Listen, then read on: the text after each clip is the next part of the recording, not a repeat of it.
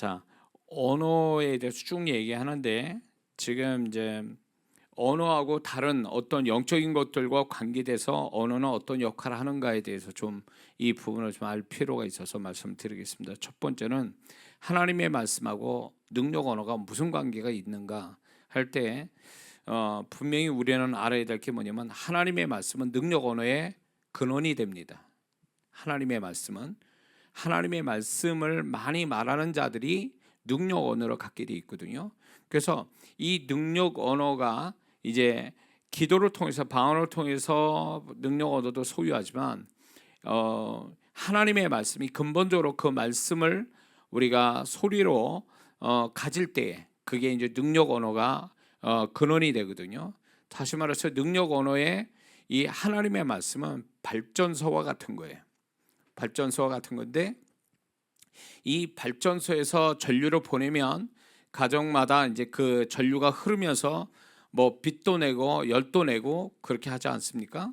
근데 이게 발전소가 있다고 해도 이게 전선이 가정까지 연결이 안 된다면, 그래서 스위치가 없다라면 결국은 발전소에서 전류가 그대로 고여서 더 이상 각 가정에 선이 없어서 전류의 능력을 경험하지 못한다면 이게 문제인데, 이거를 하나님의 말씀과 우리의 능력 언어로 비유하자면 하나님의 말씀이 발전소와 같다면 그 하나님의 말씀을 소리로 발성하는 그것이 전류선과 같다라는 거죠.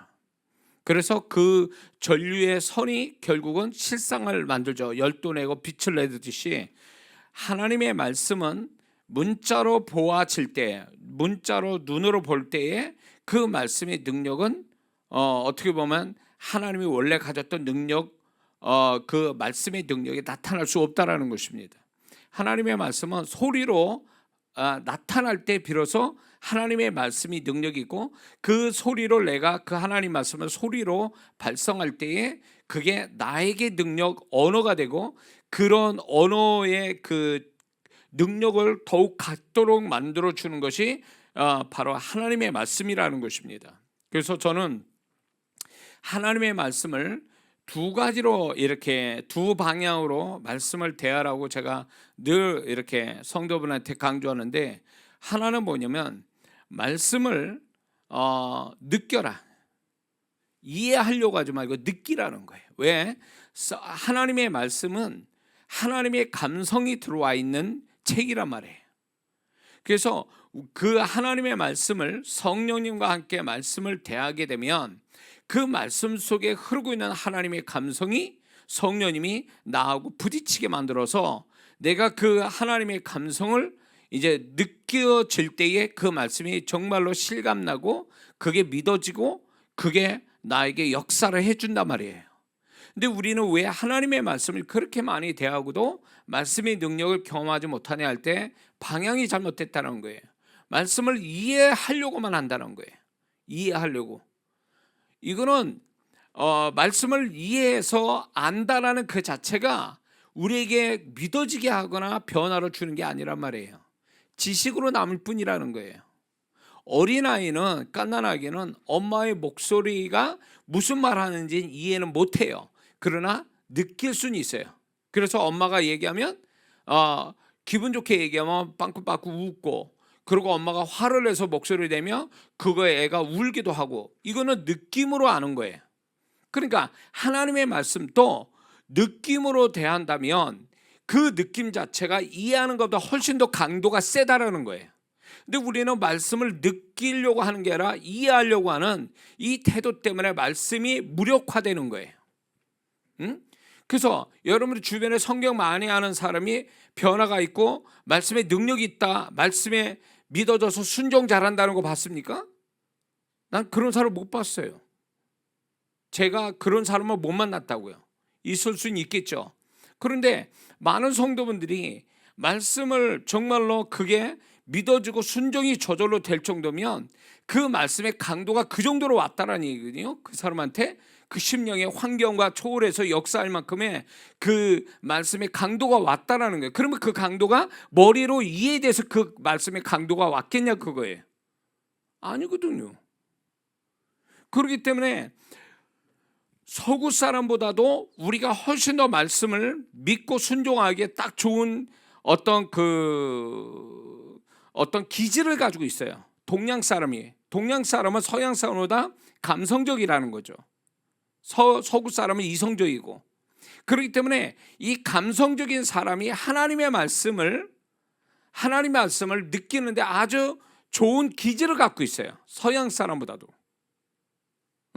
그래서 동양이 하나님의 기적이 많이 일어나고 하나님을 아주 미친 듯이 믿고 순종하는 사람이 서양 사람보다 훨씬 많은 이유는 기질 때문에 그런 거예요. 이스라엘 사람도 중동이잖아요. 그 이스라엘을 하나님이 택하신 것도 그 중에 하나는 저는 그들이 감성적인 민족이기 때문에 그렇다고 쓰신다고 보는 거예요.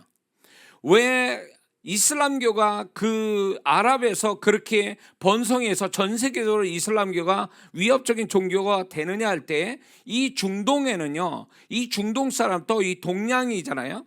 그래가지고 그 사람들이 지성보다는 감성이 앞서는 사람들이에요. 그러니까 종교가 발달하기에 딱 좋은 기질을 갖고 있는 거예요, 거기가. 근데 그것이 우리 한국 사람에게도 그 기질이 있다는 거예요. 그래서 우리 한국이 대표적으로 기독교가 굉장히 빠르게 성장하는 이유가 거기 있고, 하나님의 기적을 많이 보는 이유가 여기 있는 거예요. 그게 뭐냐면 감성이란 말이에요. 그리고 또 세부적으로 가서 남자보다 여자가 하나님을 더 믿고 신뢰할 수 있는 기질이 남성보다 여성이 더 감성적이기 때문에 그런 거예요.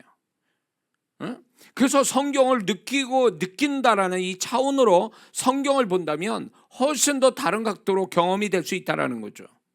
그리고 하나님은 요한복음 3장 16절, 하나님이 세상을 이처럼 사랑하사, 사랑이라는 하나님은 사랑이시라, 세상을 창조해놓고 하나님이 보기 좋아하셨더라, 보기 좋더라,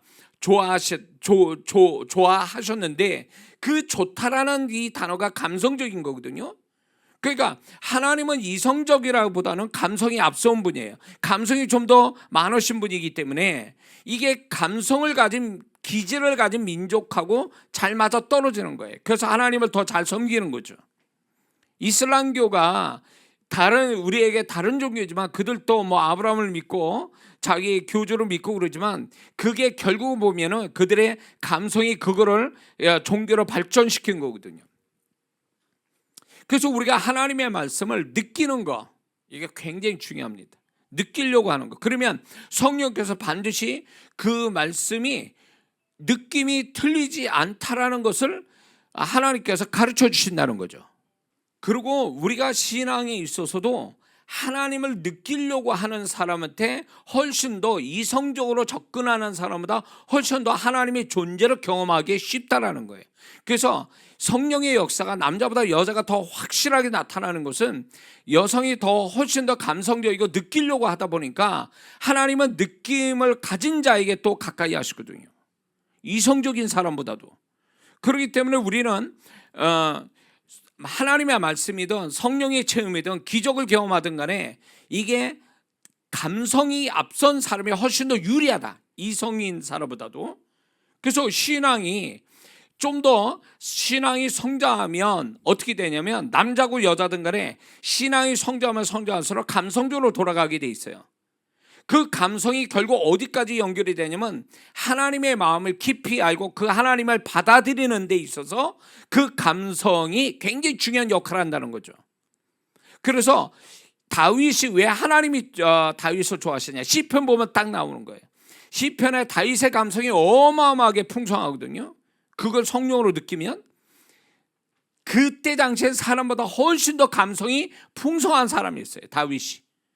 그렇기 때문에 그런 감성이 하나님을 더 알게 되고 하나님을 가까이 하고 그 하나님의 마음에 합한 자가 될 정도가 되어진 거예요.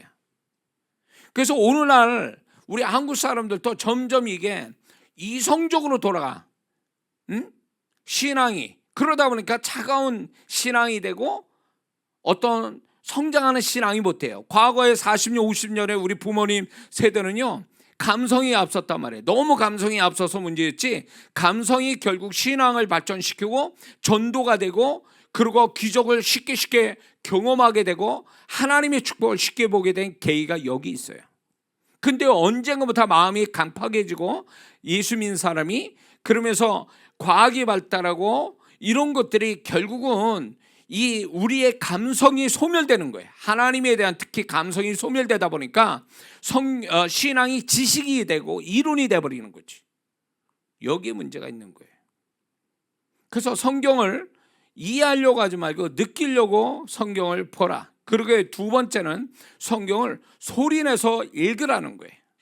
강조하는 게. 왜? 눈으로 보는 거하고 소리로 내는 거하고는 차원이 달라요. 말씀 자체가. 말씀은 기록된 문자화로 우리에게 이해시켜서 성경에 이 기록되어 있어서 문자로 나왔지만 사실은 이게 하나님의 음성이거든요. 이 음성을 내가 내 목소리로 다시 재현하는 거예요.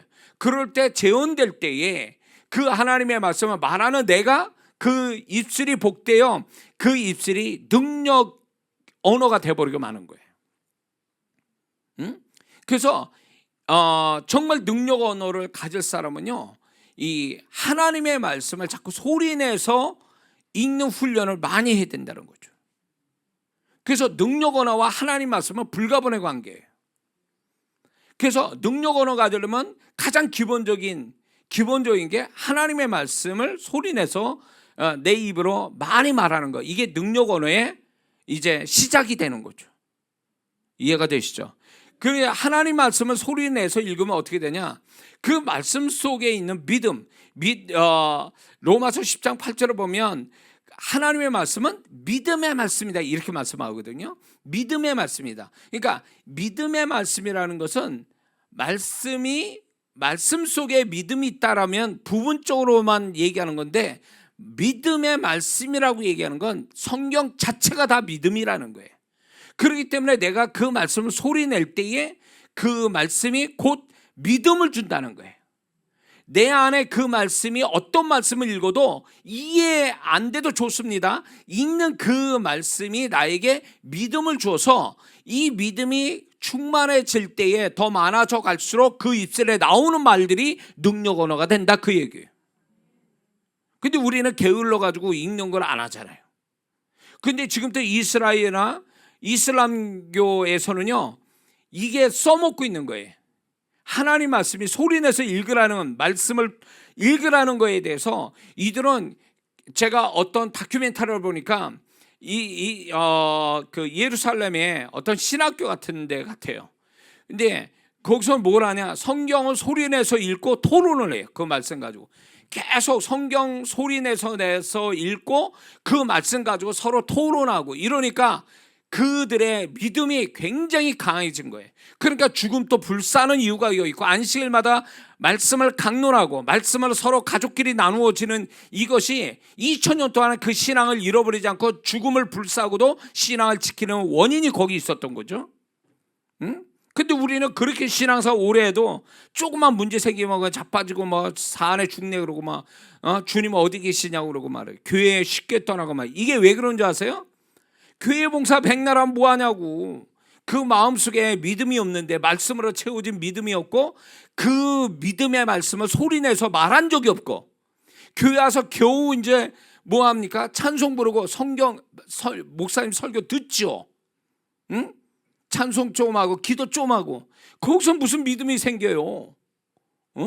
그러니까 신앙이, 교회는 열심히 다녔는데 말씀이 그 안에 들어간 게 없고 말씀을 토해낸 적이 없으니까, 이게 자기는 신앙이 있다고 그러지만 내면을 이렇게 보면은 비어 있는 거죠.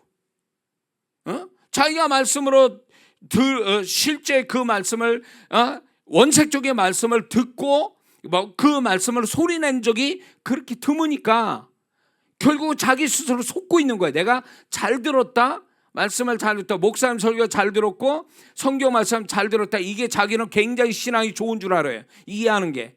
그때 그런 문제 앞에 문제로 만나게 되면 그거 다 박살나잖아요. 그 신앙은 어디 간지 모르잖아요. 광야 이스라엘 백성 같은 모습을 보이잖아요. 그게 무슨 신앙이요? 신앙이 평안할 때는 신앙 같죠. 그런데 진짜 신앙의 저력은요, 그 사람이 정말로 자기 삶에 이해할 수 없는 문제나 어려움을 겪었을 때에 그게 신앙이 거기서 빛내줘야 되거든요. 유대인들은 자기 신앙 지키기 위해서 목숨을 걸고 쉽게 목숨도 버렸다고요. 제가 그 몇 번 제가 설교 중에 얘기했지만, 제가 이제 다큐멘터리 보는 중에 2차 대전에 유대인들이 독일에서 독일 군들이 유대인들을 죽이는데 어떻게 하냐면 옷을 홀딱 뺏겨요. 그래가지고 어딘가 끌려 이제 걸어서 가는 거예요. 같이 다 벗고, 남녀가 어떤 여자는 어린애를 이렇게 안고 이제 쭉 가는 거예요. 근데 그 가는 데가 어디냐면 이렇게 뒤에가 구덩이 파져 있고 그 앞에예요. 거기 한 줄로 쓰는 거예요. 근데 제가 거기서 충격 먹은 게 뭐냐면, 이들이 죽음의 순간이 왔는데도 아주 자연스러워요. 어딘가에 자연스럽게 어딘가를 가는 것처럼 가요. 그래서 누구도 하나 그 독일군이 총을 쏘는데, 이제 총살시키려고 총을 멀리서 쏘는데도 전혀 움직임이 없어요. 그리고 총을 쏘니까 그대로 총 맞고 뒤에 구덩이로 빠지는 거예요. 저는 그걸 보면서 저게 뭘까? 저들이 죽음도 자연스럽게 받아들이고 두려워하지 않는 저 모습은 무엇일까 할 때, 저는 그게 하나님을 믿는 신앙에서 나왔다고 보는 거예요. 그렇지 않고 답이 안 나와요.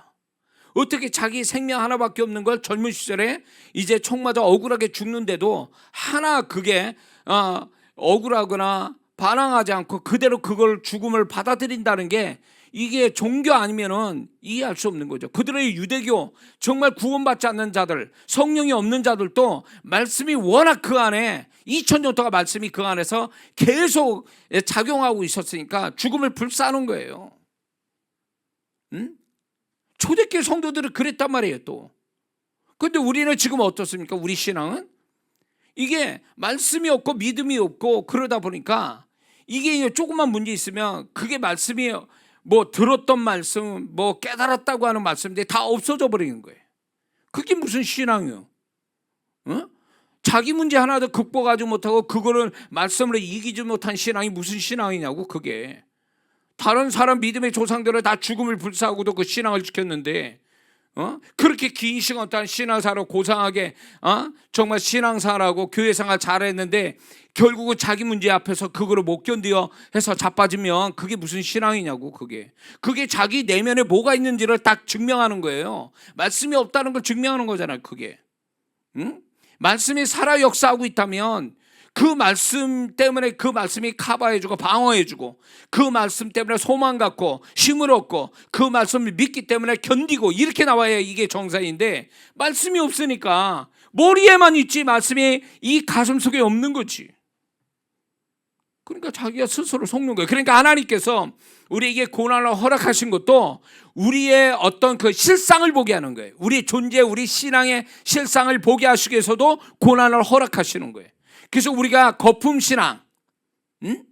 거품신앙을 보게 하는 거죠. 있는 것 같은데 없는 거. 자, 이 얘기는 좀 빗나갔습니다.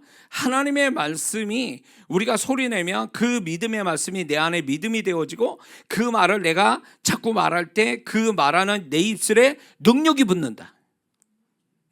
그래서 목사님들이 그래도 성도보다도 입술에 권세가 있는 이유는 목사님이기 때문이 아니에요. 그 신분 때문이 아니라, 목사님의 말씀을 묵상하고 기도하고 또 설교를 하고 그렇게 그런 작업을 성도보다 더 많이 하나님 말씀을 말하니까 그 입술이 능력이 있게 돼서 성도들을 위해서 기도해 줄 때 그게 그대로 이루어지는 이유가 여기 있는 거죠. 목사의 신분 때문이 아니에요. 그런데 오늘날 많은 성도분들이 말씀을 소리내지 않으니까, 특히 영적인 소리가 점점 줄고 없어지는 세대에 살고 있잖아요, 우리는. 그래서 새벽 기도에도 소리 안 내고 기도하잖아요. 조는지 기도하는 건지. 그렇게 하려면 새벽 기도 나가지 마세요. 무슨 잠을 못 자가면서 새벽기도 나갔으면 그만큼 간절하다면 부르짖어 기도해야지. 새벽까지 나가가지고 이건 기도도 하는 것도 아니고 졸다가 오는 거. 그것도 보면 10분 내지 15분 기도하고 와버리 같으면 모토로 새벽기도 아니고 본인이 또 새벽기도 했다고 그러지. 네? 그러고 하루 종일 자지. 또 갔다 와서 자요. 또 한두 시간.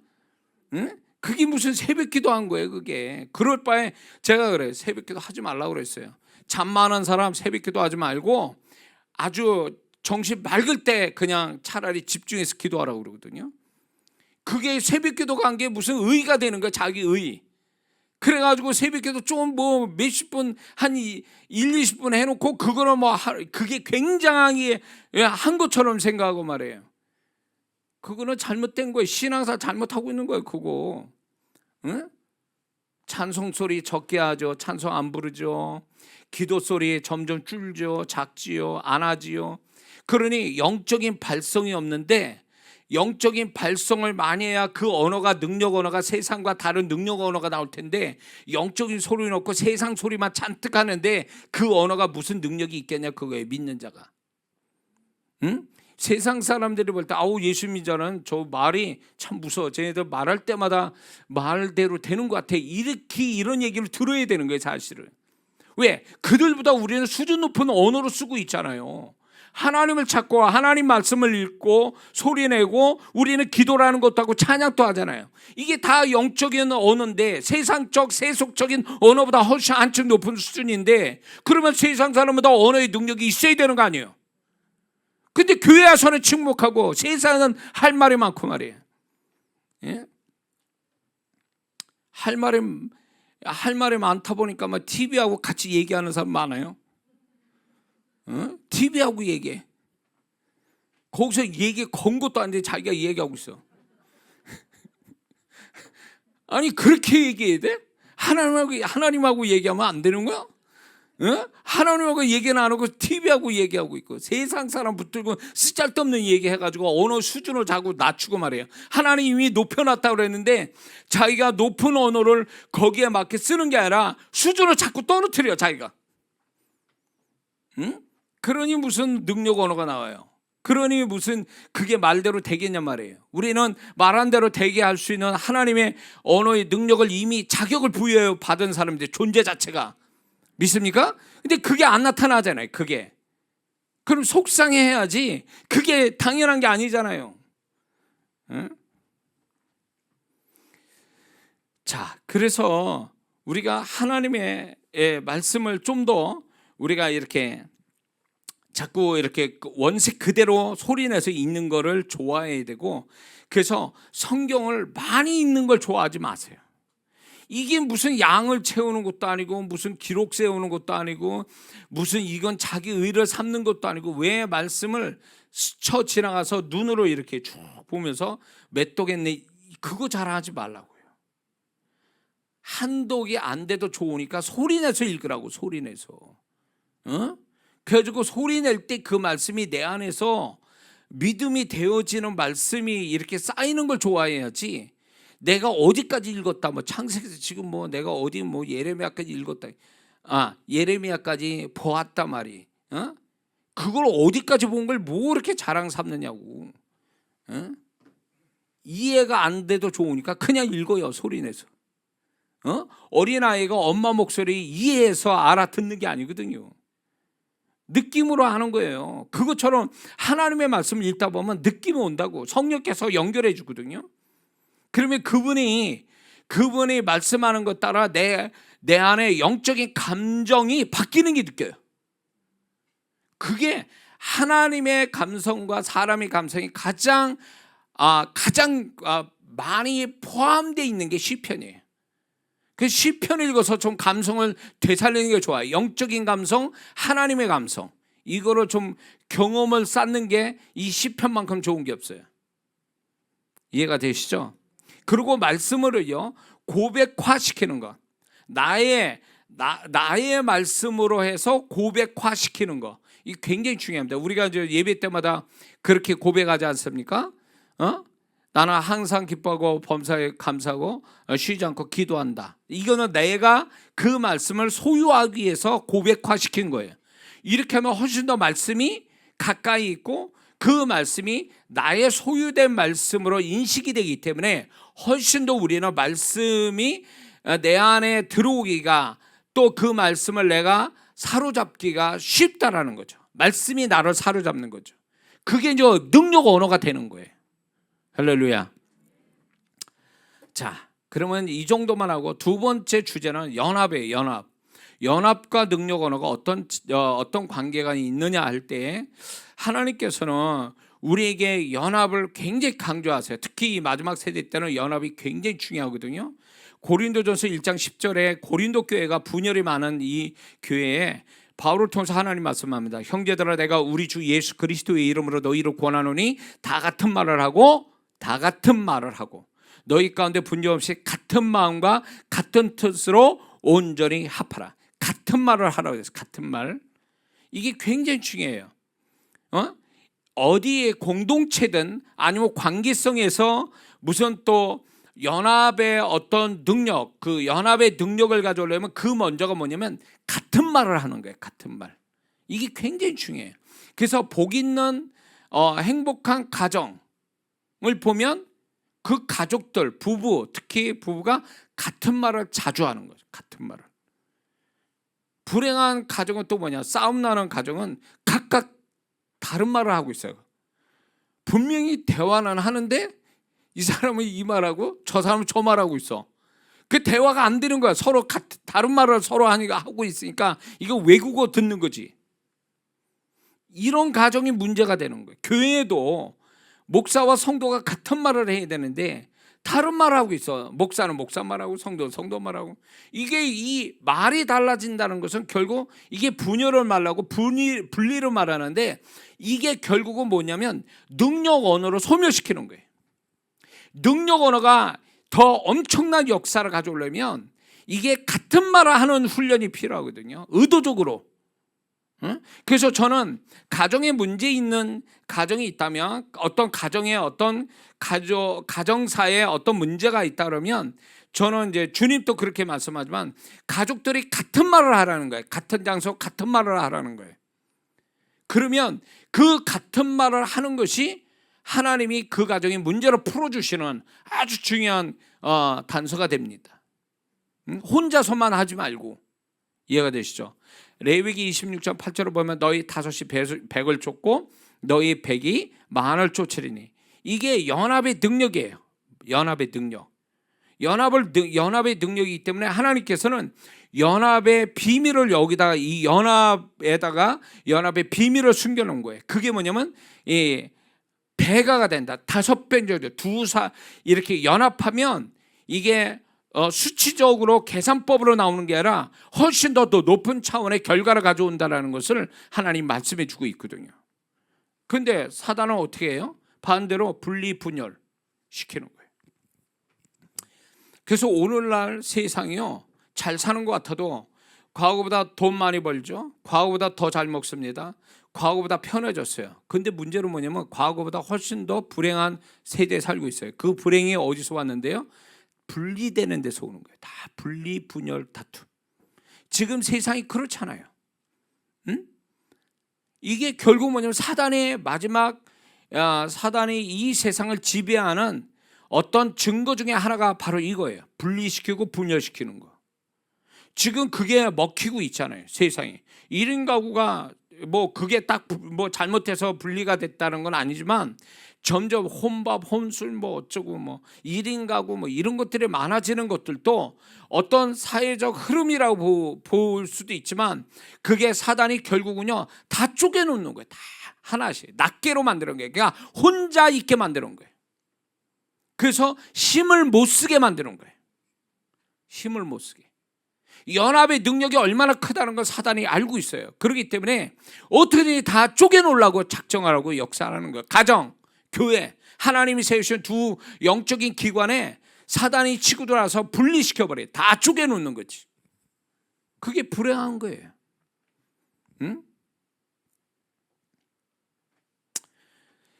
자, 그래서 이 하나님께서, 주님께서 또 이런 말씀하죠. 마태복음 18장 19절에 진실로 다시 너희에게 이르노니 너희 중에 두 사람이 땅에서 합심하여 무엇이든지 구하며 하늘에 계신 내 아버지께서 저희를 하여 이루게 하시니라. 이게 합심으로 같은 마음과 같은 말을 한다는 그것이 연합의 능력을 크게 가져온다는 걸 주님이 약속해 주고 있는 거죠. 그래서 예수 믿는 사람들이 정말 특히 예수 믿는 사람이 잘 되려면 자기하고 관계된 사람과 같은 말하는 훈련, 같은 말을 하도록 서로가 그걸 얘기를 해야 돼요. 그래야 모든 게 사단이 틈 못하고 연합의 능력을 가져온다면 그 얘기예요. 응? 그래서 저는 저희 교회에서 이제 중복기도 이렇게 우리 성도들 문제 있는 걸 중복기도 이렇게 만들어서 이제 성도들 전부 다 모든 성도들 다 알게 해서 뭐 수요일 목요일 날 그게 나가고 그걸 하루 동안에 다 읽고 그다음에 주일 날 또 그걸 다시 반복해서 또 우리 성도들 다 또 기도에 들어오면 다 같이 또 그 기도를 합니다. 연합으로. 왜 그러냐면 이게요. 혼자 안 되는 게 두 사람만 합심하면 된다 그 얘기예요. 근데 마귀는요. 교회를 교회되지 못하게 하는 아주 그 사단의 전략이 뭐냐면 다 쪼개는 분리시키는 거예요. 그래서 교회가 몇천 명 몇만 명 모인다? 그거 아무것도 아니에요. 보셨죠? 교회 한번 쪼개지 시작하니까 뭐 순식간에 쪼개지잖아요. 연합이 안 되잖아요. 귀신의 놀이터가 되잖아요. 교회가. 그게 왜 그러냐? 연합이 안 돼서 그런 거예요. 숫자의 문제가 아니라니까. 숫자가 아니라 연합이 되냐 안 되냐의 문제예요. 응? 연합이 안 되면 결국은 혼자 교회는 다니는데 몇백 명, 몇천 명, 몇만 명 모이는 교회 다니는데 혼자 다 하고 있어. 기도 뭐 어디 가서 요청할 수도 없어. 내 문제가 심각해서 나 혼자 해결할 수 없어서 누구한테 도움을 구하려고 해도 도와주는 사람이 없는 거야. 그게 무슨 교회야 그게. 교회의 본질, 교회의 능력은 연합이 있는데 이 연합을 다 깨트려 버리니까 사단이. 그러니까 교회는 다니는데 도움을 못 받아. 교회 도움 못 받아. 결국 내 혼자 다 처리해야 돼. 내가 혼자 다 해야 돼. 그게 무슨 교회 생활이냐고. 연합의 축복이 없는데 무슨 교회 생활이 되냐고 그게. 응? 그러니까 사단의 전략이 잘 먹히고 있는 거죠. 그러니까 교회가 막 이 코로나 상황에 문 닫고 있잖아요. 10,000개 이상 교회가 문을 닫았대요. 비극이에요 이거. 응? 정말 교회가 연합이 된다면, 목사와 성도가 연합됐다면 교회가 그렇게 문은 닫지는 않았을 거예요. 물론 코로나 상황이란 외부적 상황도 있지만 사실은 더 근본적으로 들어가 보면 교회가 연합이 되지 않는 상태에서 있으니까 박살이 나버린 거예요. 응? 두 사람만 있어도 하나님이 그 기도를 들으신다는데 그 교회가 2명만 있겠냐고. 응? 그러니까 이게 나는 이 코로나 상황을 보면서 정말 교회의 본질을 다시 한번 찾아야 된다. 교회의 능력이 뭐냐? 연합이라는 거예요. 연합. 영적 연합을 가져오는 교회가 돼야 그 교회가 살아남고 그 교회가 사단을 이기고 그 교회가 하나님의 축복을 쉽게 가져온다 그 얘기예요. 믿습니까? 그러기 위해서는 같은 말을 해야 돼. 같은 말. 각각의 말이 아니라 같은 말을 해야 돼요. 같은 말을 하도록 목사가 얘기하고 그 같은 말이 글자로 만들어서 똑같은 말을 하게 만드는 거. 그래서 우리 교회 믿음 고백하는 것도 바로 그런 거예요. 교회적인 믿음 고백, 개인의 믿음 고백을 이 두 가지를 하면서 다 같이 얘기하면서 그 역사가 오게 만드는 거죠.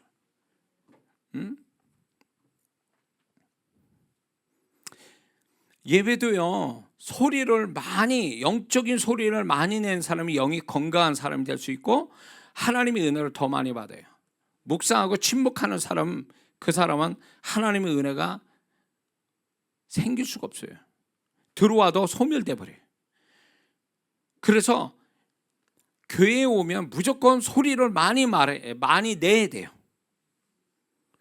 절간이 돼서는 안 된다고. 교회는 찬양 소리든 뭔 기도 소리든 뭔 소리든 그 영적인 소리가 시끄럽게 나야 그게 교회인 거예요. 그래야 그 영들이 사는 거예요.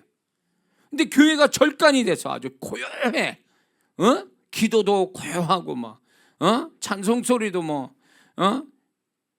성경 읽는데도 대표로 누가 성경 읽죠. 나는 그거 개인적으로 나는 좋아하지 않아요. 성도들이 다 같이 읽어야지 그 귀한 말씀을. 혼자 말하는 것보다 수백 명이 수십 명이 같이 말할 때 그 말씀이 들려주는 소리가 얼마나 크고 얼마나 그게 능력으로 내게 오겠냐 말이에요. 근데 그걸 어떻게 한 사람에만 시키고 한 사람만 말하냐 말이에요.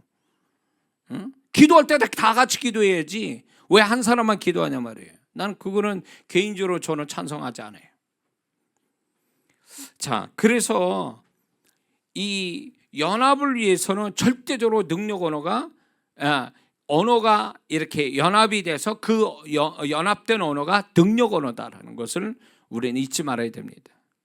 그래서 여러분의 가정이 축복이 되려면 가족들과 동일한 말을 하도록 아예 종이에다 써서 우리가 이것만 말하자 이렇게 하는 게 훨씬 더 유익해요.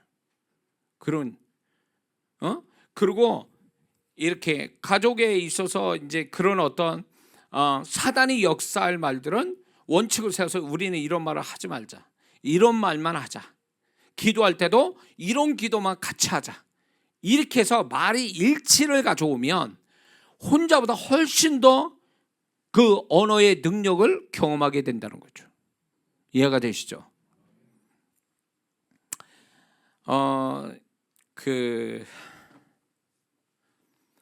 방언 기도가 서로의 언어의 연합을 가져오는 좋은 방법이 됩니다. 방언 기도가. 왜냐하면 방언 기도를 하게 되면 그게 성령께서 하는 언어이기 때문에 그런 성령께서 하는 언어가 결국 하나님이 원하는 언어를 쉽게 말할 수 있게 훈련되게 하는 게 방언 기도거든요.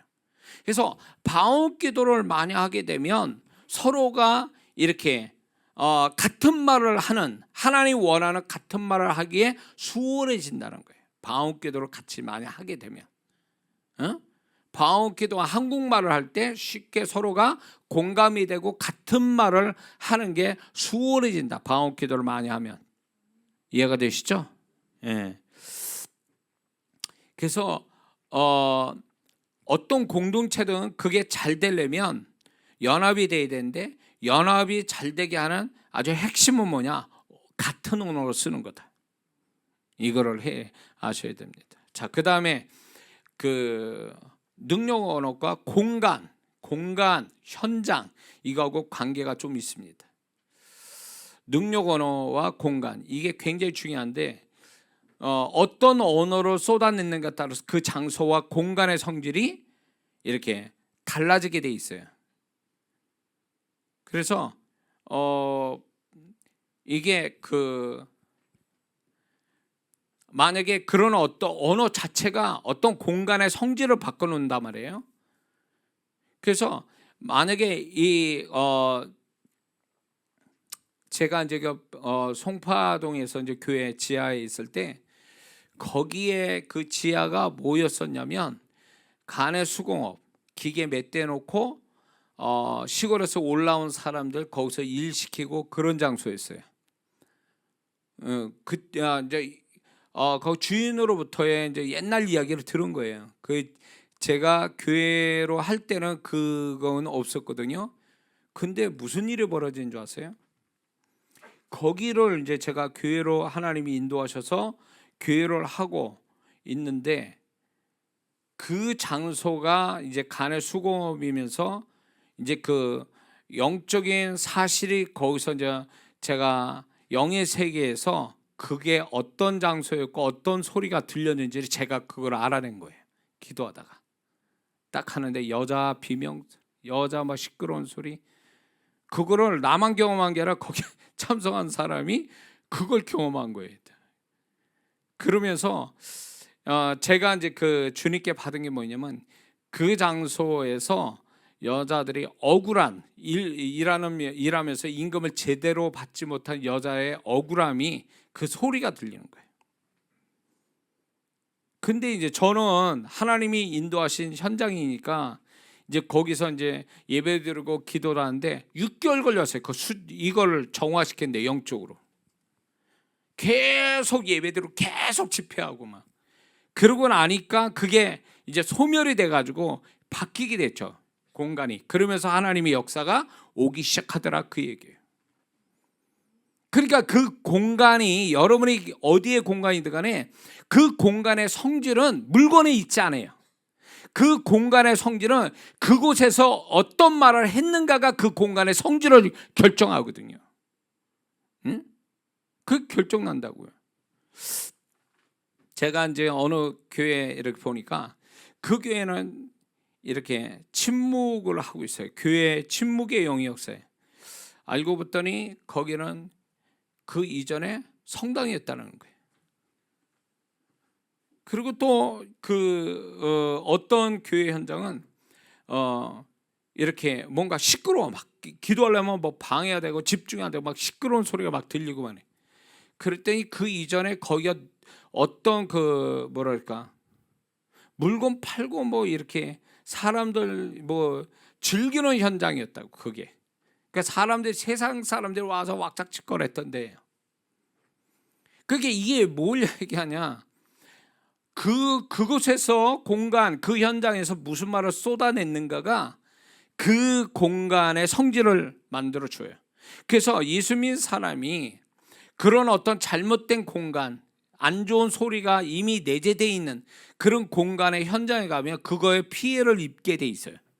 그래서 하나님이 예수 믿는 사람은 항상 하나님이 영적으로 이렇게 막히지 않고 뭔가 영적으로 뭔가 잘못된 곳으로 하나님이 이끄지 않아요. 항상 좋은 쪽으로 인도하시거든요. 그거를 가려서 다녀야 되거든요. 예수 믿는 사람은요. 그래서 교회나 집 구하는 데 있어서 반드시 하나님이 인도하심 받아야 돼요. 저 어느 집을 갔더니 거기엔 또 귀신, 여기 한국이 아니고 거기엔 귀신이 자꾸 나와서 그분이 두려워가지고 제가 거기 가서 사역을 했거든요. 사역했더니 거기에 뭐 중국 사람이, 중국집이었는데 그 일하는 사람을 중국에서 데려왔는데 거기서 향을 피고 소위 말하면 우상숭배를 했던 방이 있었어요. 근데 거기가 벌써 귀신이 딱 자리를 잡고 있어서 그 사람들은 떠나갔는데 걔네들은 상주하고 있더라고요. 그 귀신은요. 그래서 그것 때문에 자꾸 그 밤에 이제 나타난다는 거예요. 그게. 그래서 그 사역을 해준 적이 있거든요. 제가. 그러니까 이게 뭐냐면 여러분들 알다시피 알아야 될 게 뭐냐면 눈에 보이는 게 다가 아니에요. 이 보이는 것은 그냥 이렇게 표면적으로 이게 눈에 보이는 거죠. 보이지 않는 영의 세계가 공존하 있거든요. 우리는 그 영의 세계에 그게 다 기록돼 있어서 남아 있어요. 그 영상들이 실제로 또 역사하고 있고 그런 것들이. 그렇기 때문에 정말 내가 있는 공간이 축복되게 하려면 언어로 써야 돼요. 하나님이 원하는 수준 높은 언어를 많이 쏟아내야 돼요. 그래야만이, 특히 이제 귀신의 영향을 받는 사람한테 많이 이제 지금은 유튜브가 많이 활성화되어 있는데 유튜브에 보혈 찬송이 있어요. 보혈 찬송만 많이 틀어놓으세요. 그러면 그 보혈 찬송 때문에 귀신들이 역사를 못해요. 그 보혈 찬송이 강력하죠. 보혈 찬송이 그게 굉장히 중요해요. 그래서 소리가 난다. 어떤 소리가 나느냐가 그 공간의 성질을 결정나는데, 우리 예수 믿는 사람이 뭔가 그 공간에 머물러서 좋은 일이 일어나려면 그 수준 높은 언어가 쏟아져 나와야 된다는 거예요. 그 수준 높은 언어. 그래서 능력 언어로 많이 쓸수록 그 공간이 나한테 굉장히 유리한 현장이 될 수 있다는 거죠. 이해가 되시죠? 그리고 이제 소리뿐만 아니라 어떤 물건, 사단이 좋아할 물건들, 이런 물건이나 글씨, 이런 것들이 만약에 그 속에 있으면 그 자체에서도 역사를 해요. 소리만 아니라 그 공간에 악한 영이 그 어떤 물건이나 글자에도 역사를 해요. 그래서 이제 제가 그런 설교를 한번 했을 거예요. 영적으로 하나님 보실 때 가증한 물건들 빨리 없애라고요. 그게 있는 한 그걸 타고 귀신들이 들어와서 역사를 하니까 그런 것들이 없어야 돼요. 그러니까 자기가 머무는 현장은 영적으로 저항감을 받는 요소가 없어야 돼요. 그래서 이제 만약에 새 집으로 들어가면 괜찮아요. 그런데 새 집이 아니고 이제 살던 집에 들어가거나 뭐 이렇게 된다면 여러분들이 그 앞에 주인이 누구였고 누가 살았는지를 좀 알 필요는 있어요. 그래야 이게 영적으로 피해를 괜히 입지를 않거든요. 근데 그런 거 조사 안 하고 집 좋다고 그러다가 그거 영적으로 처리를 안 해놓으면 그게 나중에 살다가 이제 문제가 생기는 거죠. 살다가. 그래서 공간이 보이지 않는 이 공간, 그 현장이 무슨 소리로 채워놨느냐, 이게 아주 중요한 역할을 한다는 거죠. 소리 자체가 어떤 언어가 소리가 나면 소리는 사라져도 언어의 내용은 역사하게 되겠죠. 역사하게 돼 있거든요. 그 현장에. 응? 그래서 여러분들이 머무는 현장에 자꾸 안 좋은 일이 벌어지면 조사할 필요 있어요. 그리고 그거를 와해시킬 수 있는 능력 언어를 써야 돼요. 능력 언어를. 그래서 이제 제일 좋은 게 뭐냐? 능력으로 쓰는 그 방법이 하나 뭐냐? 예배를 드리는 거예요. 예배. 기도, 찬송, 말씀, 이게 같이 겸비된 예배를 드리면 이게 훨씬 더 그 공간의 변화가 일어나게 돼 있어요. 이해가 되시죠? 자, 그래서 이 공간과 언어는 관계가 있다. 그래서 이 공간에 더 복되게 하려면 내가 능력 언어를 많이 쓰는 거죠. 수준 높은 언어들을 많이 쓰는 거죠. 그게 필요하다라는 거죠. 어떤 행위보다 더 앞서는 게 뭐냐면 언어예요. 그래서 언어를 많이 쓰는 게 중요합니다. 할렐루야. 자, 그리고 그 언어가 어떤 저항감이 있는 안 좋은 어떤 공간이다, 영적으로. 그러면 그 언어를 크게 내는 게 중요해요. 크게 많이 내는 게 제일 중요해요. 조그맣게 내는 것보다는 소리를 크게 내는 거예요. 왜? 영의 세계는요, 소리의 크기, 소리의 작고 크기가 또 달라져요. 역사가. 그래서 주님이 이제 귀신을 쫓을 때도 또 그렇고, 저도 그렇게 영적으로 이제 대립되는 것들을 싸울 때는 소리를 크게 일부러 내는 경향이 있어요. 이게 왜 그러냐면 이 소리의 크기가 영적인 세계에서 파장이 커요. 그게 소위 말하면 능력이 되는 거예요. 이 소리 크기가. 그래서 마음에 많이 눌림이 있거나 마음에 두려움이 있거나 마음이 복잡하거나 상처가 많은 사람일수록 소리를 크게 내서 기도하는 게 훨씬 유리합니다. 그리고 안 좋은 어떤 현장이 있으면 그게 안 좋은 거다 그러면 의도적으로 소리를 크게 내고 그 다음에 한 번이 아니라 반복해서 하면 훨씬 유리합니다. 소리로 이기는 거예요. 그거를. 능력의 언어로 이기는 거죠. 이해가 되시죠?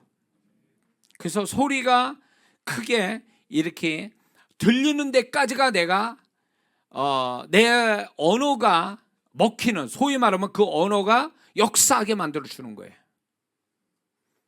그래서 제가 이 비결을 알기 때문에 집회, 지금은요 소리 이거 지금 작은 거예요. 사실은 집회 때 과거는 어떻게 했냐면 일부러 소리를 엄청 키운 거예요. 그러니까 많은 분들이 교회 집회 참석하러 들어왔는데 소리가 너무 커가지고 귀가 막 찢어질 것 같다고, 막 이런 사람이 있어요. 고막이 찢어질 것 같다고. 근데 그럴 수밖에 없는 게, 그리고 또 제가 마이크 붙잡고 기도로 계속 방언 기도를 하잖아요. 이게요 스피커를 통해서 찬양 나가지 제 목소리가 막 계속 나가지. 그러니까 그분들의 얘기가 많이들 얘기하는 게 뭐냐면 다운이 돼가지고 들어왔는데 찬양과 내 기도 소리에 힘을 얻고 다시금 뭔가 이제 소망이 생기고 성령의 역사를 경험할 수 있게 만들어 줬다, 이런 얘기를 많이 하거든요.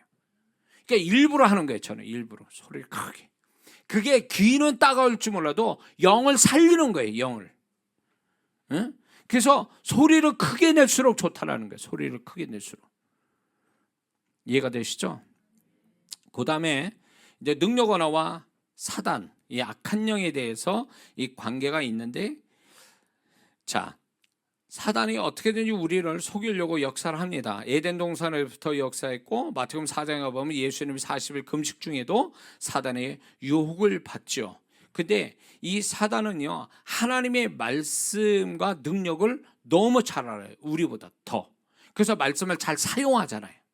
근데 우리는 말씀을 몰라. 대응을 못해. 하와 같이 아리송하게 듣거나 아니면 말씀을 더하거나 빼거나 이래가지고 말씀을 제대로 답변을 못해요. 하와의 문제는 거기 있었던 거거든요. 근데 사단은요, 우리보다 훨씬 더 하나님 말씀의 능력과 하나님 말씀에 대한 지식이 충만해요. 걔네들의 그거를 우리를 망치는 데 써먹으려고, 그게 문제인 거지. 응? 그래서 사단이 우리에게 어떻게든지 하나님의 말씀 가지고 우리를 넘어뜨리려고 할 때에 우리가 하나님의 말씀을 정확하게 알고 말할 줄 아는 사람이 되면 사단이 역사하는 걸 다 커버할 수가 있다는 거예요. 하와 짱 나지 않으려면 그때마다 악한 영이 역사할 때마다 말씀을 딱 이렇게 선포하는 거 굉장히 중요합니다. 이거 기도하는 것도 중요한데 말씀을 그대로, 그 말씀, 악한 영이 역사할 때 그런 반대되는 하나님 말씀을 내가 그냥 소리내서 발성만 해도 그 말씀 자체가 역사해주고 그 말씀이 나를 커버해 준다는 거죠. 굉장히 중요합니다. 그리고 사단은 자꾸 우리가 그 언어의 권세를 가진 거를 좋은 쪽보다는 안 좋게 자꾸 사용하도록 우리를 유도하죠. 자꾸 베드로에게 그렇게 역사했죠.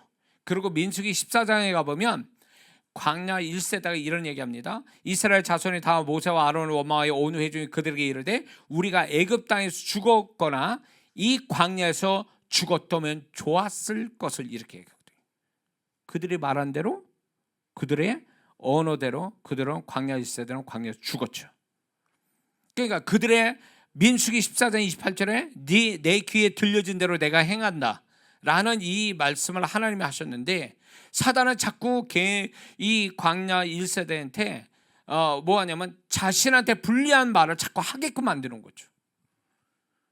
그래서 여러분들, 저와 여러분들은 자신에게 불행을 가져오는 말을 하는 사람들, 또 속상해서 막 말하는데 그거 조심해야 됩니다. 그게 말을 사단이 받아서 역사하면 정말 막을 길이 없어요. 그거. 예. 그래서 그런 말들을 취소시키는, 제가 쭉 얘기했죠, 언어에 대해서. 예.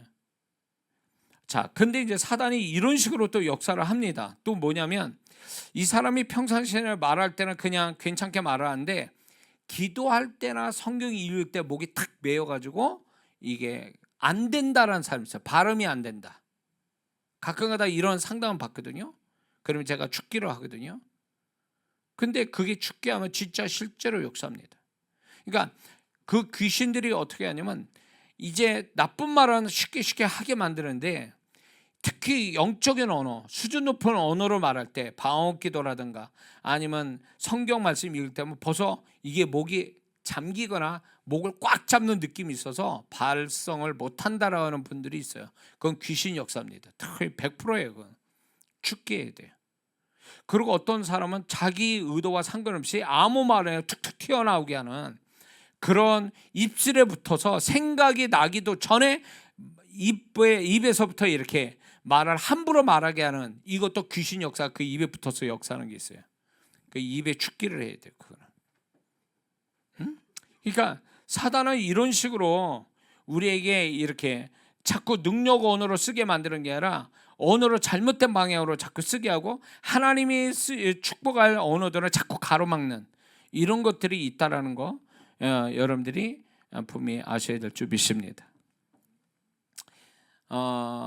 사단은 착한 성도를 두려워하는 게 아니라 언어의 능력을 가진 자를 두려워한다는 거죠. 그래서 우리의 언어의 능력을 누가 더 알아보는 줄 아세요? 귀신이 더 알아봐요.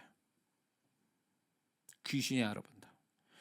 우리 정말로 언어의 존재가 그렇고 언어의 능력 있는 사람이 말을 하면요, 걔네대로 벌써 말을 딱 한 벌써 나갈 준비를 다 하고 있어요. 아, 안 되는구나, 이 사람 말은 도저히 못 이기겠다, 그걸 알고 있거든요. 그래서 이렇게 제가 이제 축기할 때도 보면 얘네들은요, 내가 그냥 건드리는 건지 얘를 잡아가지고 정말 뽑아내려고 하는지 얘들은 내 목소리에서 이미 알고 있어요. 근데 나는 이제 시작하면 끝장을 본다는 식으로 하니까 얘네들은 벌써 이제 딱 준비하고 있어. 나갈 준비. 끝까지 버티기는 거야. 하여튼 나갈 준비는 하지만 할 수 있는 대로 이제 안 나가려고 이러는 애들이 있단 말이에요.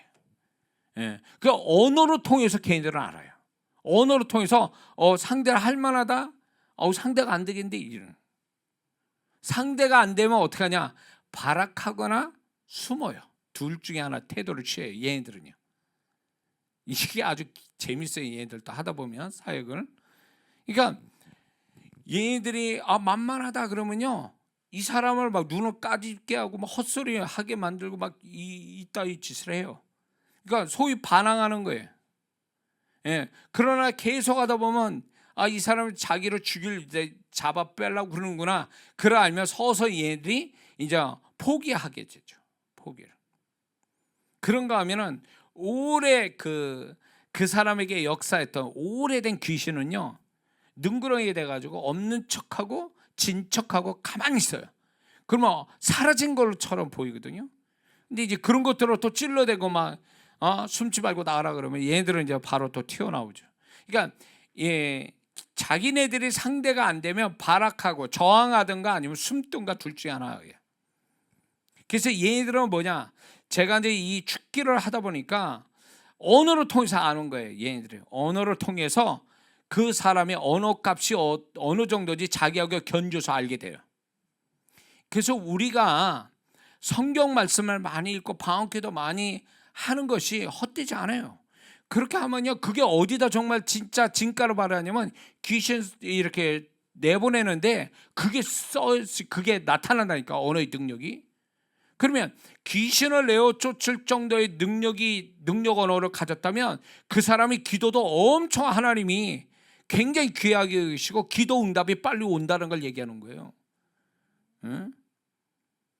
그래서 사단은 우리에게 네 말은 별거 아니야 라고 자꾸 우리를 속여요. 그 말은 소멸돼서 사라져서 없어 라고 우리를 속이고 허무감, 회의감을 갖게 하는데 속지 마세요. 절대로 속지 마세요.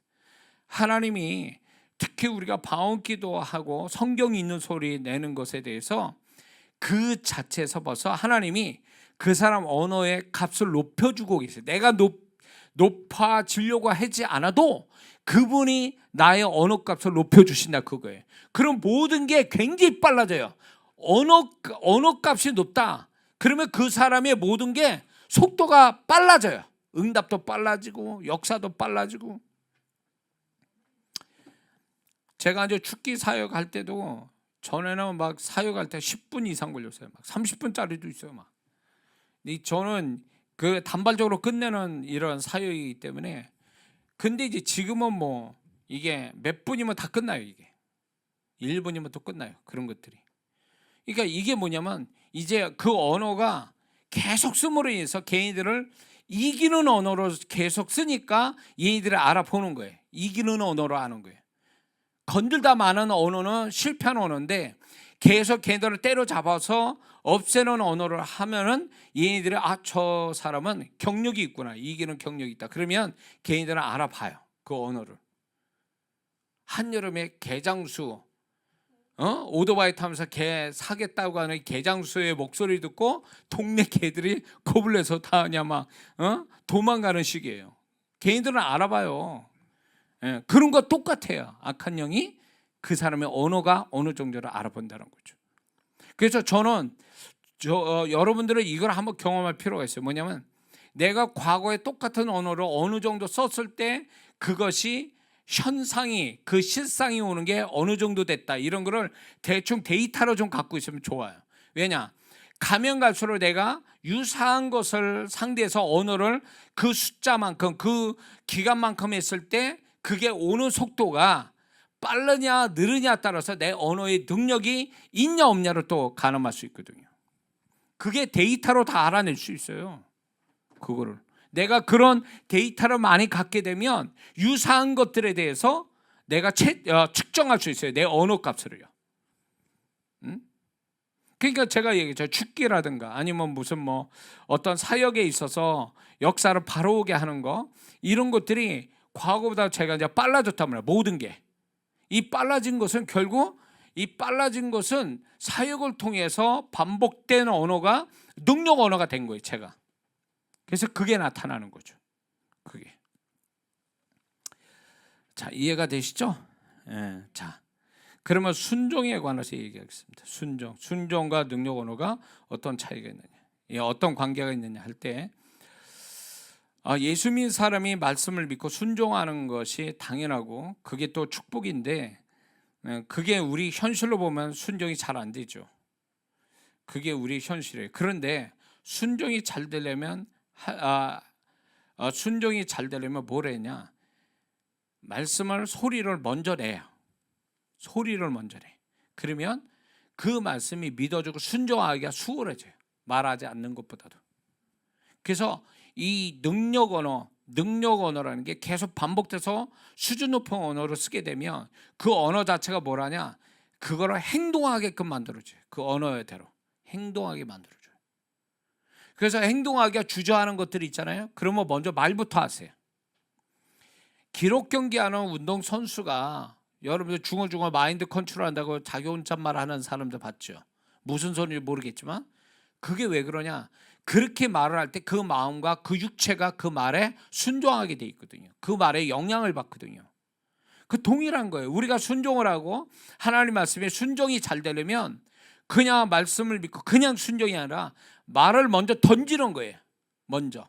순종이라는 행위가 나오기 전에 말을 먼저 던지면 훨씬 더 순종하기가 수월해져요. 그래서 저는 의도적으로 제가 그 과거에는 그걸 몰랐는데 하나님께서 이 방법을 알려주신 거예요. 내가 무엇인가 하나님이 받은 것에 대해서 확실히 하나님이 저를 통해서 어떤 계획을 이루실 거라는 계시를 받았는데 내가 그거에 대해서 주저주저하는 거야. 이 믿음도 확실치 않고. 이러니까 주님께서 뭐 하냐면 야, 그냥 말해라. 믿음으로 말해라. 그래서 그 말을 두려움 가운데 말을 한 거예요. 하니까 두 번째 말하기가 수월해지더라고. 그리고 그 말을 자주 반복하니까 말이 정말 실상이 돼서 그런 상황도 만들어주고 내가 그렇게 행동할 수 있는 용기도 생기더라, 그 얘기예요. 그거를 경험한 이후부터는 하나님이 뭔가 나한테 축복하려고 얘기하시면 무조건 저는 듣거나 말거나 성도들이 나를 어떻게 봐도 상관없어요. 그냥 말을 하는 거예요. 그리고 그 말이 계속 나도 모르게 의도적으로 계속 반복이 되어지면 이게 사건이 오겠구나 그러면 틀림없어요. 그 다음에 사건이 와요. 그래서 제가 강단에서 우리 성도분들은 알아요. 오랫동안 같이 있었던 성도분들은 내가 무슨 강단에서 반복해서 말을 하고 있다라면 그게 곧 현실로 온다라는 걸 알고 있어요. 그러니까 하나님의 방법이 이거예요. 여러분들이 뭔가 하나님의 축복을 받기 위해서 아니면 여러분들의 믿음을 주고 소망을 주신 것들이 있을 때에 그것이 주저주저하거나 두려워한다면 하나님은 반드시 야, 말부터 해라 이럴 거예요. 부담을 주실 거예요. 말을 하라고. 그게 왜 그러냐? 말을 꺼내놔야 내 마음이 다짐이 되고 하나님이 그 말을 끝낼 때 믿음이 생기고 그 말에 또 내가 행동이 나오게 해주거든요. 그렇게 말을 할 때 또 그 주변 상황이 그렇게 또 하나님이 그 말을 받아서 역사하시기 때문에 그런 거예요. 그래서 여러분들이 행위를 갖기 전에 말부터 꺼내는 훈련을 해야 돼요. 굉장히 중요합니다. 그래서 순종은 저절로 되려면 말부터 꺼내라. 자, 그 다음에 이제 사람의 영과 그 능력 언어가 어떤 관계가 있느냐 할 때, 언어는 소리로 사라지는 게 아니라 그 말한 사람의 마음에 들어갑니다. 그리고 그것이 시간이 지나면 그 사람이 영에 입력되어 프로그램화돼요. 그래서 그 사람이 제가 영의 소리를 들어보면 이렇게 영의 소리를 들어보면 그 영의 소리가 결국 그 사람이 평소에 쓰던 말이었어요. 그게 영에 입력화된 거예요. 입력이 돼가지고 그 영이 그 소리를 해요. 근데 보편적으로 그 사람의 혼보다는 영이 상태가 좋거든요. 근데 그 사람의 상태가, 영의 상태가 안 좋을 정도면 그 사람은 굉장히 심각한 사람이에요. 평소에 언어를 엄청 안 좋은 것들을 많이 쓴 사람들이에요.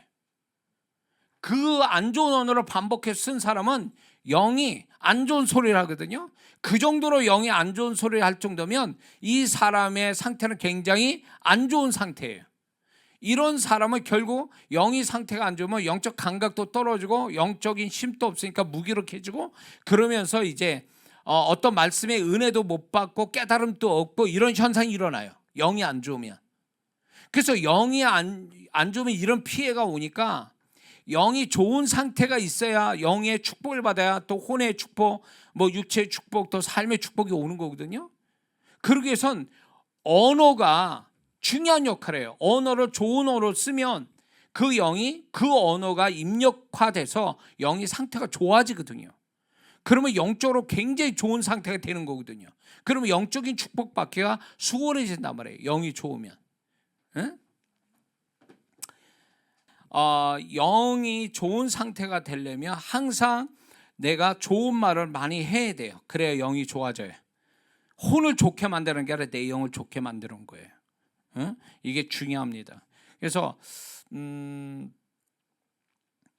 이제 이런 경우가 있어요. 영과 혼의 차이가 있는데, 어떤 사람은 영은 굉장히 슬픈데 혼은 슬프지 않고 기뻐. 이렇게 이중적인 어떤 아주 반대적인 현상이 일어날 수 있는데, 이건 왜 그러냐?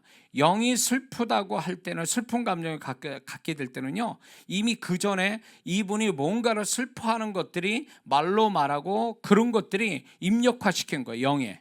근데 이거를 바꿔주질 않으니까 영적인 뭐 어떤 기도를 하거나 뭘로 해서 영의 상태를 바꿔줘야 되는데 바꿔주지 않으니까 이 상태로 계속 간 거예요. 근데 혼은 어떠냐? 혼은 환경에 영향받으니까 그때는 슬펐어. 근데 누가 위로해주고 또 좋은 일이 생기니까 너무 좋은 거야. 그러니까 혼은 환경에 영향받으니까 감정이 바뀌었단 말이에요. 근데 영은 한번 입력이 돼버리면 이 영은 환경에 영향받질 않아요. 이거는 환경에 영향받지 않고 이 혼에서라든가 아니면 영에서 고쳐주지 않으면 영은 그 상태로 계속 가는 거예요. 응? 그래서 그런 거 있죠. 나는 지금 아무 문제가 없는데 왜 나는 이렇게 슬프고 왜 힘들지? 라고 한다면 그건 그 사람의 혼의 상태가 아니에요. 영의 상태가 지금 그게 감지가 된 거예요. 그러면 그게 모든 게 있죠. 원인 없이 결과가 있을 수 없어요. 원인이 있으니까 결과가 오는 거거든요. 그런 원인을 추적해야 돼. 그래서 이런 경우가 있어요. 그게 영이 슬프다고 그러니까 이제 제가 이제 그 얘기를 했단 말이에요. 근데 자기는 괜찮대. 근데 가만 생각해보라 했어요. 지난주 무슨 일. 그랬더니 자기가 이제 그런 문제가 있어서 내가 굉장히 하나님께 슬프다고 뭐 땡깡 부르고 남편한테도 그 얘기하고 막 이랬다는 거예요. 근데 이게 이 영혼이 이런, 이 성도가 이런 문제를 가지고 교회에 예배를 드리는데 예배를 정말 잘 드리고 딱 나니까 영이 바뀌었어요. 그래서 결국은 하나님 앞에 영적인 어떤 태도를 통해서, 영적인 행위를 통해서 영이 바뀌더라는 거예요. 제가 이거를 경험하면서 이렇구나. 이게 영은 영적인 걸로 인해서 바뀌어져야 바뀌는 거구나. 응? 여러분들 혹시 내 혼의 감정과 혼의 생각과 혼의 생각은 괜찮아. 상황도 괜찮은데 뭔지 모르게 좀 느낌이 이상하다. 뭔가 나는 기쁜데 슬픈 마음이 있다. 나는 만족한데 뭔가 불평스럽다. 뭐 이런 반대적 현상이 일어난다면 그거는 영의 감정을, 내가 영의 상태를 감지하고 있는 거기 때문에 그걸 원인 찾아서 빨리 바꿔야 돼요. 영적인 어떤 방법을 통해서 바꾸지 않으면 그 사람은 그 상태로 계속 가는 거예요. 안 바꿔주면. 응? 그러면 이중적 상태를 경험하는 거죠. 이중적 상태를, 혼의 상태, 영의 상태를 그렇게 동시에 갖고 있는 거죠. 그럼 이상한 거예요. 사람이 이상해지는 거죠. 분명히 난 아닌데 사실은 또 그런 환경이 있는 것처럼 또 내가 막 그런 감정이, 그런 생각이 막 들어오고, 잘못된 반대적인 것들이 이렇게 와서 혼란스러울 때가 있어요. 그거는 결국 혼과 영의 차이가 있어서 그런 거다라고 생각하시면 돼요.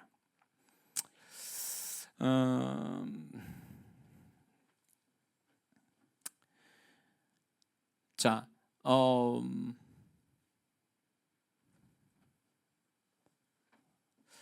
아까도 얘기했지만 잘못된 말을 함으로 인해서 자기 영의 상태가 안 좋아지면 두 가지 문제가 생기는데, 첫 번째는 그 사람의 영의 믿음이 나타나지 않는다. 그리고 좋은 어떤, 그러니까 영적인 감각이 떨어진다.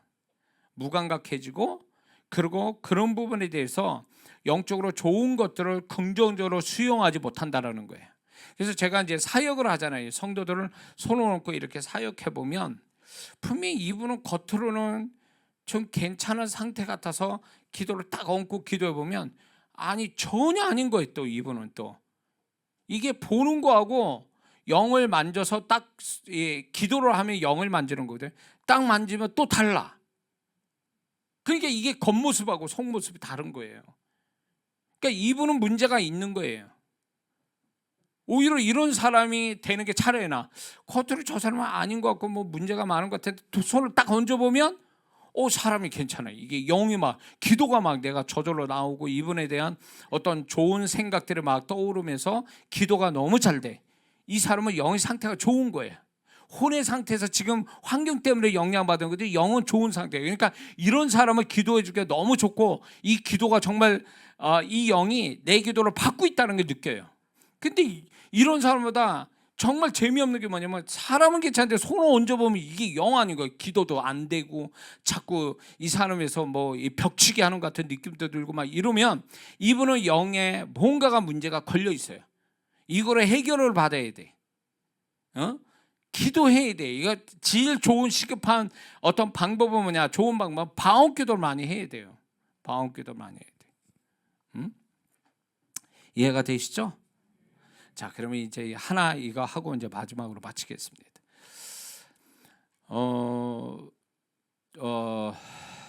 자, 바라보는 것하고 능력 언어가 어떤 차이가 있는, 관계가 있느냐? 바라보는 것. 우리는 보는 것, 바라보는 것이 두 가지 채널로 우리는 생각해야 돼요. 육의 눈으로 바라보는 게 있고 마음의 눈으로 바라보는 게 있습니다. 그런데 이게 좋은 것을 육의 눈으로 보아야 또 마음의 눈으로 좋은 것도 보게 되거든요. 근데 사단은 우리의 좋은 걸 마음으로 바라보지 못하게 육의 눈을 더럽게 만들죠. 안 좋은 걸 자꾸 보게 만들어요. 이게 결국 그 사람의 존재를 완전히 박살을 내려고 사단이 시각화된 어떤 그 범죄나 시각적으로 우리를 타락시키고 시각적으로 우리를 잘못되게 만들려고 사단이 지금 시각화시키고 있어요. 모든 걸 아주 눈을 자극하고 안목의 정욕, 이 눈의 정욕을 일으키게 자꾸 만들어 놔요. 그래서 우리는 육의 눈으로 좋은 걸 보려고 의도적으로 보려고 해야 마음으로 좋은 걸 자꾸 보게 되거든요. 근데 여기서 중요한 게 언어가 역할을 한단 말이에요. 그 언어가 무슨 작용을 하냐면, 좋은 걸 바라보게, 좋은 언어는 좋은 걸 바라보게 만들어 준다는 거예요. 눈으로도 좋은 걸 보게 하지만 언어 자체가 그 사람을 좋은 걸 바라보게 만들어 주는 거예요. 마음의 눈으로 더 좋은 걸 보게 만들어 줘요. 언어 자체가. 그래서 좋은 언어를 쓸수록 그 사람은 마음의 눈으로 더 좋은 걸 보게 만들어주는 역할을 한다, 그거예요. 언어 자체가. 응? 자, 그래서 우리가 마음으로 자꾸 이렇게 바라보는 것, 소망하는 것, 이것이 결국 하나님은 실상을 가져오게 하는 전 단계라고 그러는 거예요. 믿음은 바라는 것들의 실상이에요. 바라게 만들고 그게 실상으로 오게 하는 게 믿음의 본질이라고 말씀해 주시고 있거든요. 그러므로 우리가 바라는 것을 제대로 가져야 되는데 오늘날 많은 성도들이 뭘 바라라고 그러면 바라질 못해. 뭘 바라보는 게 없어요. 왜냐하면 눈이 타락되어 있는 상태니까 좋은 걸 바라볼 수 없고 안 좋은 것만 자꾸 떠올라. 이게 안 좋은 걸 바라보고 있다는 거예요. 의도적이지 않아도 그게 자꾸 떠오른다면 그 사람은 눈에 타락이 있는 거고 눈에 타락을 가져오도록 안 좋은 말을 많이 했다는 증거예요. 그게 정상적인 믿음의 사람은요, 이 사람이 마음으로 뭔가를 하나님 앞에 좋은 걸 바라보는 일에 쉽게 바라볼 수 있게 돼야 돼요. 쉽게 바라볼 수. 내가 이런 내년에는 이런 걸 정말로 진짜 선명하게 이거를 내가 바라야 되겠다. 하나님께 바라봐야 되겠다. 이런 부분을 좀 바라보겠다라고 하면은 그게 선명하게 나타날 정도로 쉽게 되어진다면 그 사람은 눈이 좋은 사람이고 평소에 좋은 언어를 쓴 사람들이에요. 근데 이게 뭘 바라보라니까 바라볼 수가 없어. 시커매. 뭘 바라보는 게 없어. 남편이 잘 되는 걸 바라봐야 되는데 남편이 하도 속색이니까 남편의 안 좋은 모습만 자꾸 떠오르게 되고, 그러니까 남편의 좋게 변화될 걸 바라보지를 못하는 거예요. 이게 평소에 예를 들어서 얘기하는 거예요. 남편의 안 좋은 말을 막 해버리고 남편의 안 좋은 모습을 눈으로 자꾸 목격하고 이러면요, 이 사람은 백날 기도해도 남편 안 변합니다. 왜냐? 이 사람 마음속에는 남편이 믿음으로 좋게 변화되는 걸 바라봐야 되는데 이 바라보는 게 믿음인데 바라보질 못하는 거예요. 언어가 그렇게 만들었고 눈으로 목격한 게 많아 놓으니까 좋은 걸 바라보는 게 아니라 현재의 것을 재생시키는 역할밖에 안 되는 거예요. 그러니 그런 기도로 남편을 기도하니 기도가 응답이 되겠습니까? 안 되죠. 자기를 속이는 것 같은 거지. 응? 말로는 남편 잘 되라고 하지만 마음속 깊은 데서는 이미 남편의 안 좋은 말과 안 좋은 눈을 목격한 그것이 내재돼 있어가지고 그것 때문에 남편이 안 됐으면 좋겠다. 차라리 잘못됐으면 좋겠다. 이런 마음들이 자기도 모르게 갖고 있는 게 부패한 그 마음과 더불어 합세해가지고, 그러면 그 기도는 스스로 거짓말하는 기도가 돼버리고 마는 거예요. 기도는 믿음을 전제로 하는 건데 소리를 낸다 해서 기도가 아니야. 하나님께 말을 한다 해서 기도가 아니라 그 말하는 것에 믿음이 실어져야 기도가 되는 건데, 기도의 핵심은 믿음인데 그 믿음은 히브리서 11장 1절의 말씀처럼 바라는 것이 있어야 믿음, 좋은 걸 바라보는 게 있어야 믿음인데, 지금 말은 좋은 걸 바라보는 것 같은데 마음에서는 이미 좋은 걸 바라보는 게 아니거든요. 현실을 재생하고 있거든요.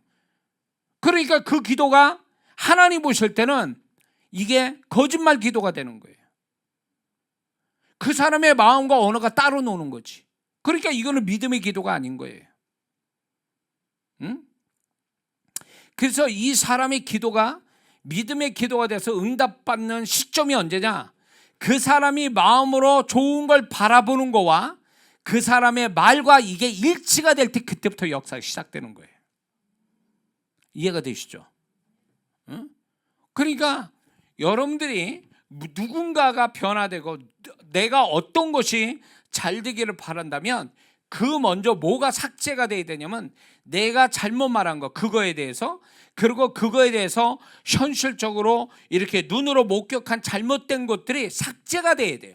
이게 소멸이 먼저 와야 돼요. 소멸이 와야 내가 좋은 걸 바라볼 수 있는 사람이 될 수 있거든요. 이해가 되시죠? 그래서 성령께서도 우리의 바라는 것들이 응답되기 위해서 응답을 오기 전에 뭐부터 작업하냐면 이거 잘못된 걸 삭제시키는 것부터 시작을 해요. 그래서 기도가 빨리 응답이 안 되는 이유는 그 사람의 내면이 정말 하나님이 응답받을 만하도록 삭제될 거를 삭제시키는 작업이 먼저 우선이 되기 때문에 기도가 더딘 것처럼, 응답이 더딘 것처럼 보이게 되는 거예요. 이해가 되시죠? 그러니까 왜 나는 응답이 안 되지? 본인이 더 잘 알지. 내 마음에 뭐가 깔려 있는지. 그리고 내가 평소에 무슨 말 하는지 딱 다 그거 보면 답 나오잖아요. 그게 소멸이 안 되고 삭제가 안 됐는데 무슨 뭐 그 바라는 것들이 이루어져요. 바라질 못하고 있는데, 바라야 이게 믿음의 본질인데 바라는 게 없는데 실상이 어떻게 와? 실상이 안 오죠.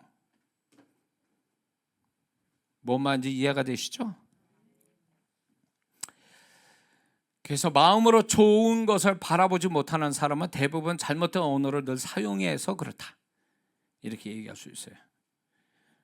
그래서 이게 좋은 말이 마음으로 계속 좋은 것을 바라보게 하고, 그 좋은 것에 좋은 감정이 실리고 그것이 자꾸 현실감 있게 받아지면 그게 조만간 실상으로 나오게 돼 있어요. 이게 과정이에요. 실상으로 오기까지의 과정을 지금 얘기하는 거예요. 이게 언어가 그래서 중요한 역할을 하고 있다는 걸 얘기해 주는 거예요. 그래서 좋은 언어를 쓴다는 것은 굉장히 중요한 거예요. 좋은 언어를 쓴다.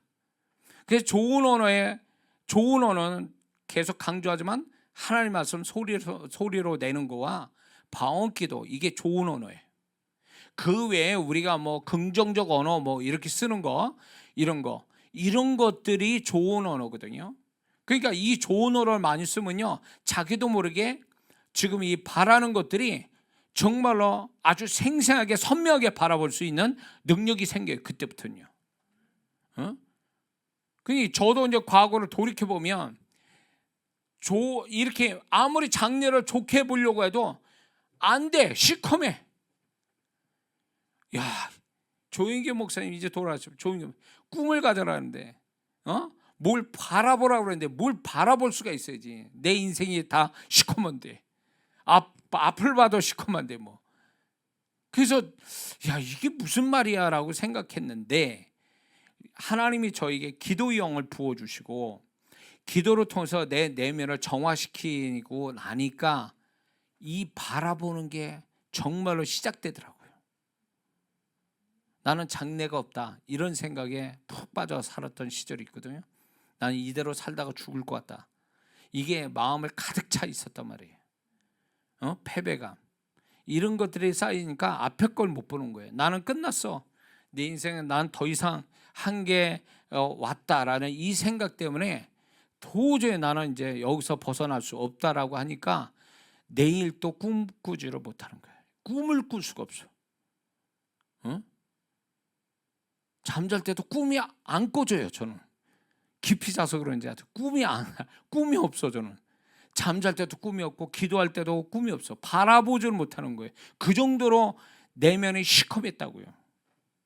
근데 이게요, 결국 내 안에 잘못된 말하고 잘못된 거를 목격을 하고 그거를 생각하고 이러니까 그게 가득 차니까 소망적이고 긍정적인 거를 바라보지 못하는 그 쓰레기 같은 것들이 내 안에 있었던 거예요. 근데 이게 막 하나님이 1년 반을 통해서 이게 막 소멸을 시키고 나니까 내 안에 세상은 바뀐 적이 없는데 내가 안이 바뀌니까 내가 딴 사람 같은 느낌 드는 거 있죠. 나는 다른 사람마다 여전히 난데 나는 이미 딴 사람이 된 거. 왜? 내면이 달라졌어. 과거의 쓰레기 같은 마음이 버려지고 이제 새로운 것들을 바라볼 수 있는 능력이 생긴 거예요. 그게 곧 현실이 될 것 같은 느낌이 막 오는 거예요. 그러더니 그게 진짜 실상이 되더라고요. 그렇게 해서 여기까지 온 거예요, 제가. 그러니까 지금 또 하나님께서는 여러분들이 그거 아셔야 돼요. 내가 바라보려고 바라보는 게 아니라 때 되면 그분이 바라보게 하셔요. 그분이 하시는 거예요. 그분이. 그러니까 나는 기도하다 보면 바라보는 것들이 하나님이 바라보게 하시는데, 야, 이거 조만간 내가 네 믿음을 통해서 실상을 만들 거야. 그러니까 부지런히 바라봐라. 근데 이제 저는 솔직히 주님이 이대로도 좋습니다. 그냥 이대로 저는 지금 또 좋습니다. 근데 주님은 아니에요. 계속 앞으로 가야 된다. 계속. 너는 내 뜻을 이루기 위해서 멈추면 안 된다. 그러니까 계속 그냥 강제적으로 주입시키는 것 같아요. 뭘 바라보라고 자꾸. 그러니까 꿈도 꾸게 되고, 뭐 기도할 때마다 원치 않는 또 환상을 보게 되고, 막 이런 현상이 일어나는 이유가 여기 있어요. 그 하나님의 작업이에요. 내가 일부러 그러는 것도 아니고.